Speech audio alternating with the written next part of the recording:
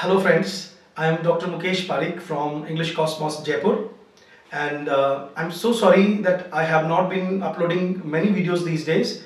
But looking at the market and the scenario around, I thought like I should be quite frequent now in uploading the videos and all. And this video is going to be, the first one in the series of, all the writers coming, the writers which come in competitive exams, particularly NET and SET level exams. Uh, Today's a very small video I have tried to make on Geoffrey Chaucer.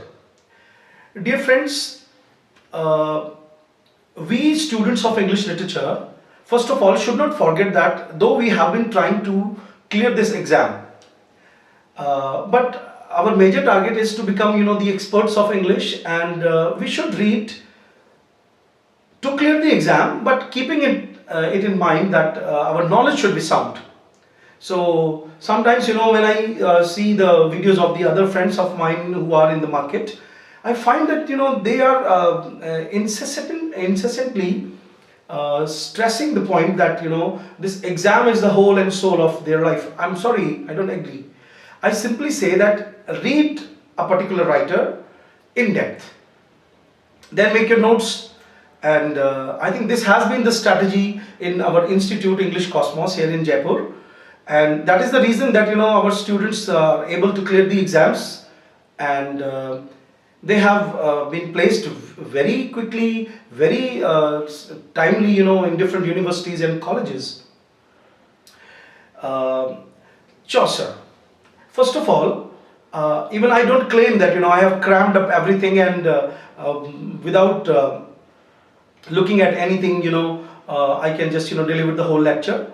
But simply this lecture has been prepared with certain points, keeping certain points in mind, which will ultimately help my students who are watching me right now to clear this exam. Before I start telling you like how to prepare Geoffrey Chaucer for competitive exams, particularly NET, JRF and SET exams, I would like to inform you that I have cleared my NET examination for 14 times, not in a row, but for last 20 years I have been sitting in this exam, and just to prove myself again, time and again, and just to check whether I am able to teach my students or not. And I found that I have all the certificates for these clearance of this exam for 14 times, and I also have appeared in different set exams, and I never claimed the certificates for these exams because I know that I just went there to check my knowledge.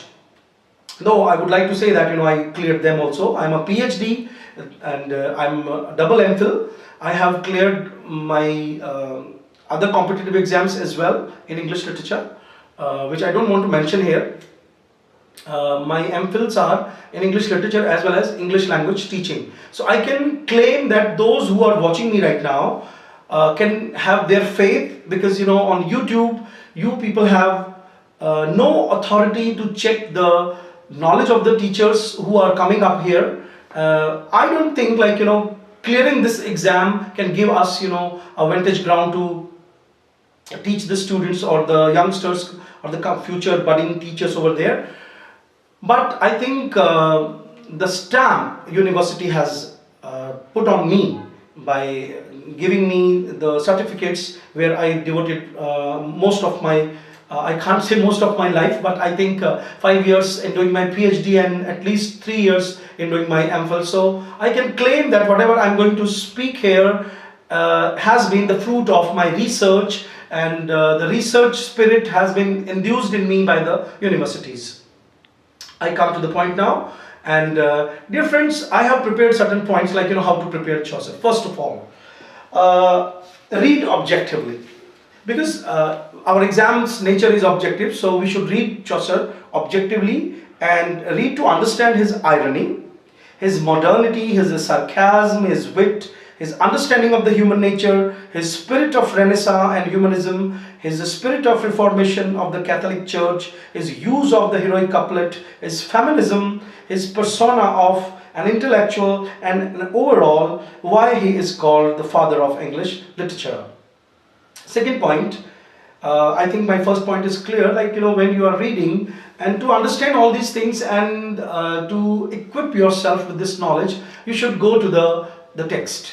And we are very soon going to start the online classes, and you can join us, where we try to teach almost all the original texts. Canterbury Tales is a cult forming, pioneering advanced text. Being students of English literature, we should aim to fathom out uh, his Englishness. I mean, how he is concerned with the English language, English life, English society. Uh, Questions that have been repeatedly asked in different state level and net level exams can make you really clear this exam, because I can't say that thoroughly if you read the questions only and you are prepared for this exam. I'm sorry, you are not. But it can ultimately give you an edge. Like, if they are asking these kind of questions, then we can be focused in our studies. Otherwise, being students of English literature, we can digress. So last year or previous year questions can help you a lot. Third thing, like prologue to the Canterbury Tales is our first text that we students of English literature read. Why can't we read its original text? That is my question.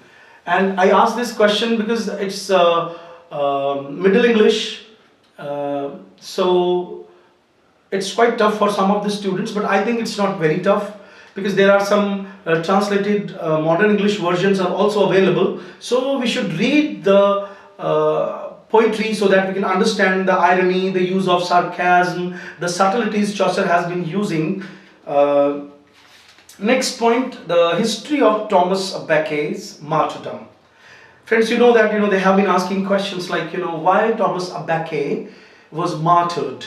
What was the tussle between the king and this representative of Canterbury, the first seat of Christianity in England? So, what were the reasons? We should just go in depth to read the history. Apart from that, the kind of questions which have already been asked on the class divisions in the English society in the 14th century. You know that the classes were divided in the working class, the aristocratic class, and the ecclesiastical class. Ecclesiastical means the people from the religion, the people from the church. And you know that most of the characters whom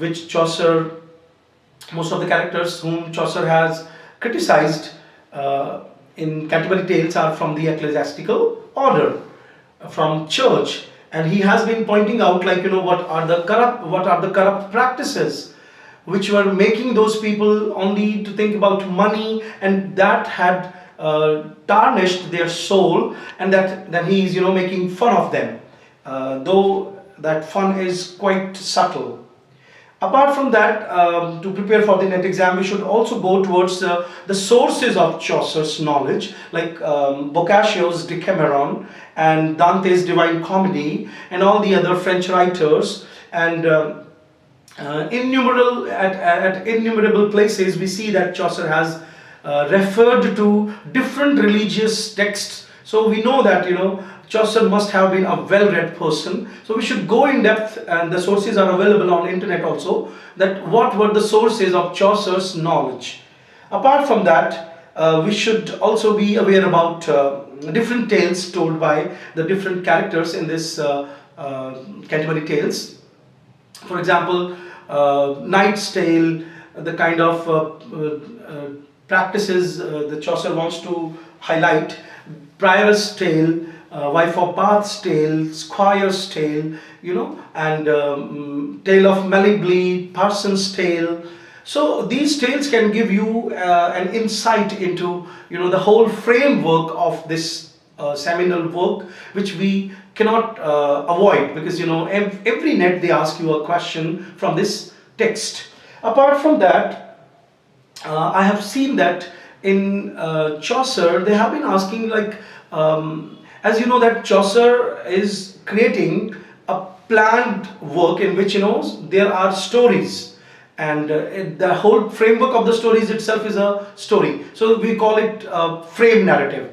So students should go into the detail from the M.H. Abrams book of Glossary of English, Glossary of Literary Terms, like what is a frame narrative. We also call it oblique narrative. Apart from that, examplums are used in the as a technique in telling the tales. Apart from that, tableaus, which has been a practice, the kind of vulgarity which is present in Shakespeare's language. Tableau is responsible because he has been dealing with the lower strata of society also, where Miller, the carpenter, and the kind of tales they have been telling, what are their sources. So I think looking at all these things, we can, and by making them suitable, by making their suitable points, by making the notes, we can find that we can equip ourselves in preparing for this tough exam, net exam. And that's it for Chaucer, and